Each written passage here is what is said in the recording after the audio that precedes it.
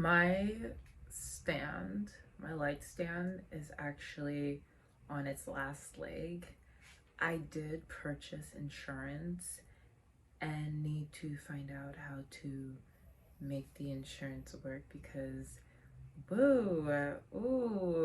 this needs to be replaced because if I don't replace it, it will need to be replaced with my own money and I'd rather not spend it. Hi, my name is Monisha. Today I am giving you a quick update. First, I want to apologize for there being no video last week. I did upload a video. It then had an error message. I tried to upload it again.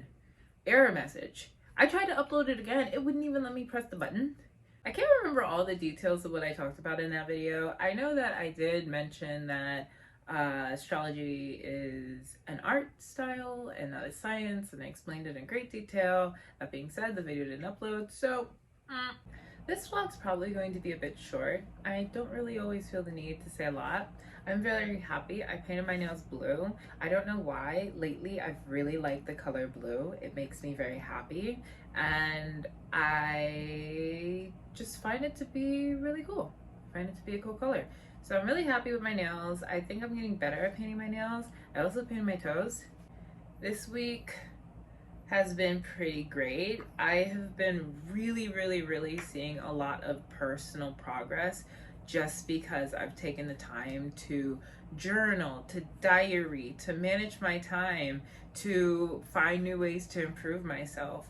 When I experienced a lot of stress, I found that it was hard to want to manage everything, and I also experienced low feelings of motivation.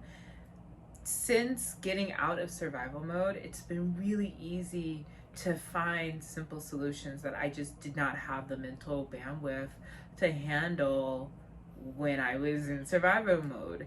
For example, I started a certification course, which I'm really excited about. I'm really happy to do it because it's a certification course about something that I'm actually really passionate about.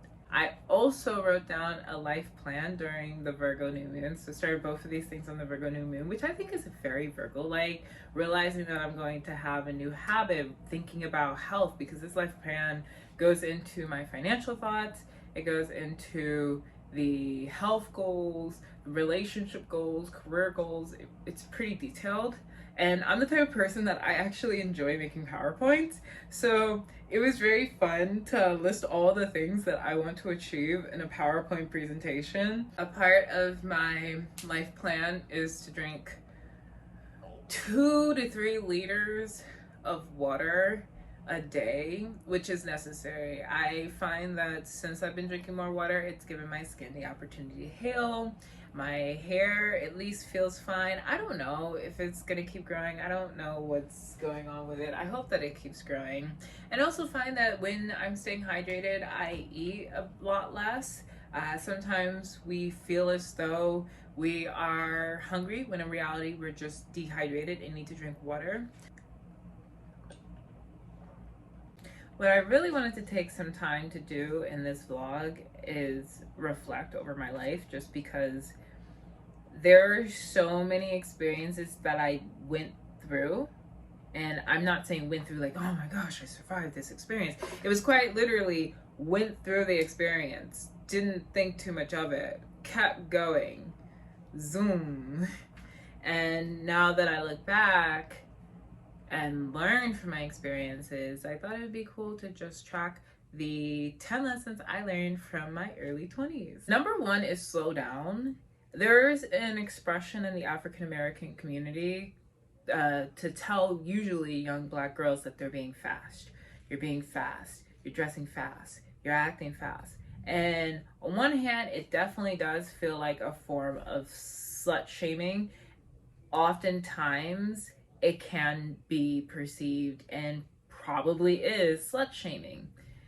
There is a level of discomfort a lot of people, specifically American citizens, have at the idea of their children having sex, engaging in sex, pursuing sex. From reading Monique Morris's book, Push Out, I have come to realize that there is something to say about Black girls being adultifying themselves, or people exploiting them through the adultification of them. Just like in parts of Western society, there is the infantilization of people. Infantilizing people means that you are aging them down and you're adoring them, coddling them in a way that makes them less threatening. Adultification is putting somebody and assuming them into a role of being an adult or being much older than they actually are, and that can be just as unfair. I think that people should really have the freedom to develop at the pace that is usually the average of their peers, and their peers not being specified to a racial group, because race is a pseudoscience that doesn't exist. In the book Push Out, there are multiple narrative stories about young Black girls about the ages of 13, 14, 15, 16 getting into relationships with young men who are 25, 26, much older. And these young girls will sacrifice their education, will sacrifice their needs, will eventually, unfortunately, go down the school to prison pipeline, or really for Black girls, what it kind of looks like is the school to sex work to prison pipeline for relationships with people who might have actually been pimps, with people who were absolutely not caring towards them. I think that a part of the reason why that happens is because a lot of Black girls are looking for love in a society that teaches them to hate themselves. Looking for love in a society that teaches them that their skin color is not beautiful, that their hair texture is masculine, that their lips are hypersexualized, that their bodies are animalistic and desirable and not pure. So what that then creates is a society that has made young Black girls feel like they are not worthy of being loved, cherished, and protected. Of course, those words all kind of link together. I think what a lot of Black girls are looking for when they're being fast is quick ways to safety, quick ways to feel desired, quick ways to know that people care about them. I look back at my former behaviors and thought about the level of distrust and feelings of unsafety that I had, and realized, whoa, it wasn't necessarily that I had these malicious feelings or feelings of desperation. Sometimes it really wasn't desperation. Sometimes it was wanting to just escape the whole rigmarole of having to find out all the worst possible things that could go on. And honestly, I'll say impatience. I think that impatience can be mistaken for desperation when it's not necessarily the same thing. Sometimes people just want things quickly. I was always someone who struggled with being patient. I moved way too fast. And that's why slow down is like number one on the list. Even today, I'm realizing how if I would have slowed down, I would have found solutions in ways that I didn't know were options, and things that I didn't quite value at the time are becoming so much more valuable to me because I have slowed down and I am able to see them differently. And not every single person has the ability to slow down. If you do have the ability to slow down, I urge you to do so, because when we're moving from a place of survival mode, very often we zoom right past the answers and solutions that can make a huge difference in our life. Number 2 is be single. Girl, there have been so many relationships where I put my whole heart into the relationship for someone who just did not appreciate it, did not like me, was not truly fully attracted to me, were working out their own insecurities with me, and I probably was doing some of the same too. My low self-esteem and my low level of confidence made it very hard for me to really find the people that I wanted to be in a relationship with in the first place. And because of these continuous messages of my value being low, because I am black and because of the texture of my hair, it automatically made me feel like I didn't really have a lot of options, even when options were presenting themselves to me. Now that I'm older, I don't really feel the strong desire to be in a relationship. Yes, I would like to be in a relationship. It would be so great to be in a relationship. That being said, I want to feel super blessed to be with my partner. And in the relationships that I've had in the past, I did not feel that way. I didn't feel blessed or lucky or fortunate, especially in the last relationships that I've had. A lot of the time I felt so unhappy, and that unhappiness, that feeling of dissatisfaction and disappointment within myself, really took energy from other things that I could be doing, like creating a life plan, engaging in a certification course, things that will benefit me in the long run. And now that I'm not really into pushing myself to be in a relationship, and I'm listening a lot closer to what people are saying and how they're communicating, I've learned that being single is perfectly fine. And if I could go back and turn back the hands of time, I wouldn't do anything, because as we've learned from every single superhero movie, time travel is complicated.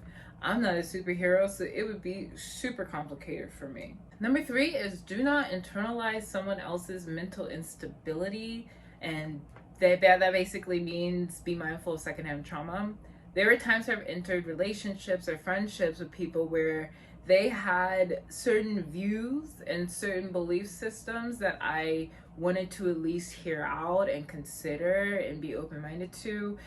That being said, a lot of their belief systems rooted from trauma, and by being around them and accepting those beliefs, not necessarily as true, accepting those beliefs by accepting them, eventually it felt as though there became a point of conflict where perhaps I didn't believe in something, but because I was trying to hear them out, I was trying to make sense of their belief in my head and trying to make it coexist with a belief that I didn't really subscribe to. And then feeling shame or disrespect because I didn't subscribe to their views, I've just reached the point where I'm starting to unsubscribe to things that I don't agree with. I'm starting to let go of belief systems that I don't agree with. And I'm also not going to let someone's mental instability make me feel bad. If somebody feels insecure or jealous or they don't like themselves, I do not now in turn this into I'm going to internalize that I have some deep-seated issues or whatever. No, that's just not what's gonna happen. Number 4 is focus is a practice. I understand focus is harder for people depending on the way that their brains are built or their environment is set up, the way that they've been nurtured, the access that they have to care. For me, I have learned that focus is a practice, and I've enhanced that practice by journaling daily, writing in a diary, reading. I find that reading nonfiction makes it a little harder because nonfiction forces my brain to think a lot about the material and to contextualize it, which can be very exhausting. And that's why nonfiction is pretty difficult to read. When I started reading fictional books, which is new for me, I find that it is a lot easier to relax and to let my mind focus. I think trying different things and seeing when it's easy to focus and when it's hard to focus is very beneficial. Reading and journaling, those 2 activities have increased my focus so much, and also have helped me when it comes to having a sense of confidence and expressing myself. 10 out of 10 recommend. I was reading when I was in my early 20s. I was also in school, and when you're in school, it's really hard to get the reading for fun done. I think that that's something that's pretty common for people who are in school to experience. If you've experienced it, leave a comment below and tell me if you had a hard time reading for fun while you were in school. Number 5 is you have limits. Do less.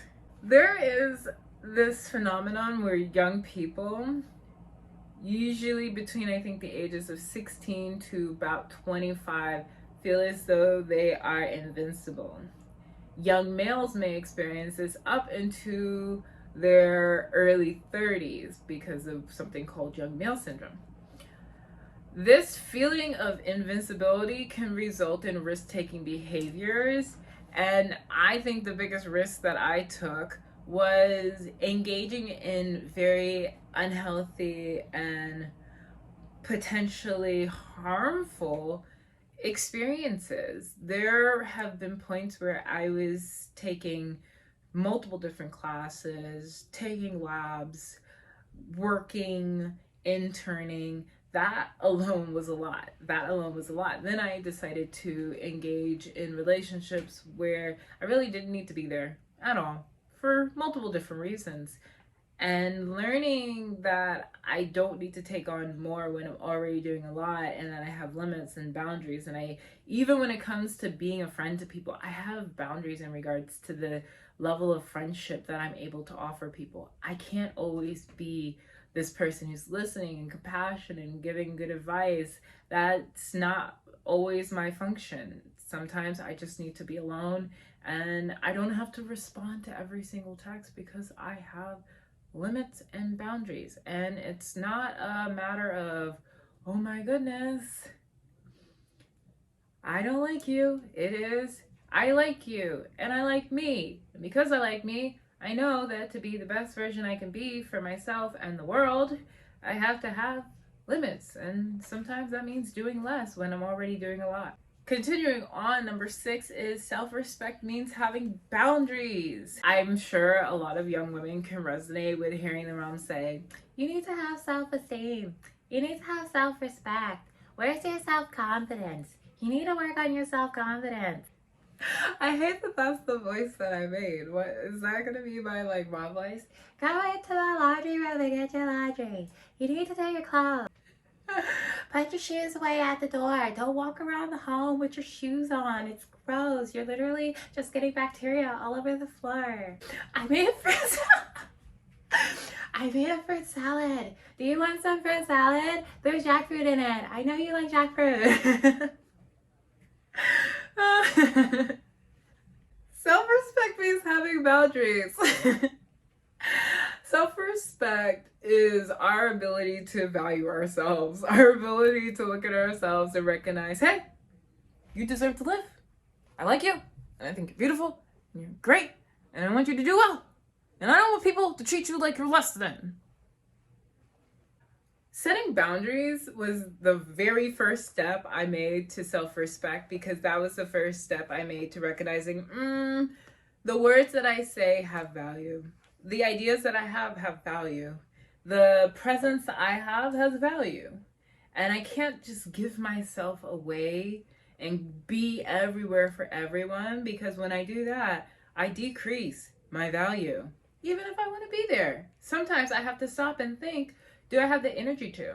There have been a few events that I have been asked to attend, and through attending those events, I've learned people expect so much, and if you can't give it to them, it might be best to just stay home. Number 7 is failure is how you get better. Even though I have so many levels of embarrassment for the cringeworthy experiences that I've had and have experienced and engaged in, what I do know is that it's through those failures that I recognize what I will never allow to occur again. Ever. Ever, ever, ever, ever, ever. Ever. It's just not gonna happen. Now that I've developed enough self-respect and patience and boundaries, I've realized, thankfully, I fell on my butt so many times and failed to recognize exactly how valuable success is and why it makes sense to do everything that we can do to maintain and continue what we care about, what we respect, what we cherish. Number 8 is keeping a journal and a diary.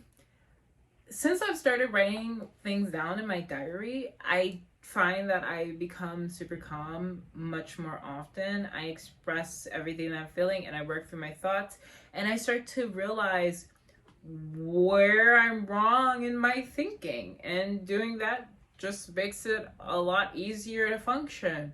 Journaling helps me keep track of what I do in a day so I realize how productive I'm being, and there is not a single person who can make me feel like I'm not working hard and doing my best. I find that journaling and keeping a diary basically helps me feel very, very, very good about myself, and it's something that I wish I was doing sooner. Keeping a journal and a diary makes me feel really great about myself, and it's something that I wish I started doing sooner. Number 9 is to be you. It's okay to have differing opinions. Going back to this accepting other people's trauma and worldviews, I think that, like a lot of people, I wanted to fit in so much so that I started to undermine what I know as fact and what I know as a belief system, because I thought that I was wrong and the world was more knowledgeable than I am. Through age, I realized how wrong I am often, or how sometimes I'm wrong and I'm just a little off, and recognize that we are all subject to error. And yes, there are people who are subject matter experts in one area. That doesn't mean that they're subject matter experts in all areas. Since giving myself that freedom to be wrong and to affirm myself when I am right, I've also been able to recognize that it's not just me who's like that, and recognizing that in other people has made me realize, hey, it's okay to have differing opinions.